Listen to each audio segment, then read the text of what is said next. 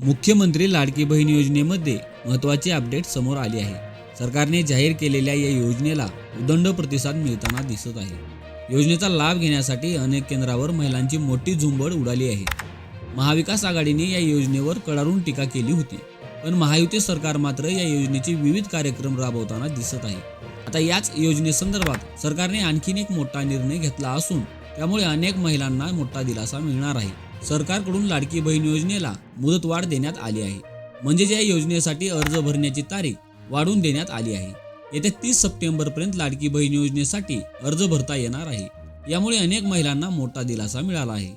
मुख्यमंत्री लाडकी बहीण योजनेअंतर्गत 21 ते 65 वयोगटातील पात्र महिलांना शासनातर्फे दरमहा 1500 रुपये दिले जाणार आहेत। यापूर्वी लाडकी बहीण योजनेसाठी 31 ऑगस्टपर्यंत मुदतवाढ देण्यात आली होती।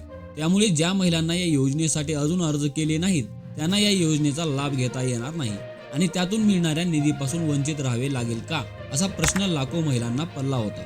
मात्र आता या नव्या अपडेटमुळे महिलांना दिलासा मिळाला आहे। सरकारने लाडकी बहीण योजनेची मुदत ही महिनाभरासाठी वाढवली आहे। त्यामुळे 30 सप्टेंबरपर्यंत या योजनेसाठी अर्ज भरता येणार आहे। दरम्यान पुणे जिल्ह्यात आतापर्यंत 8,75,000 महिलांनी लाडकी बहीण योजनेसाठी अर्ज केले होते।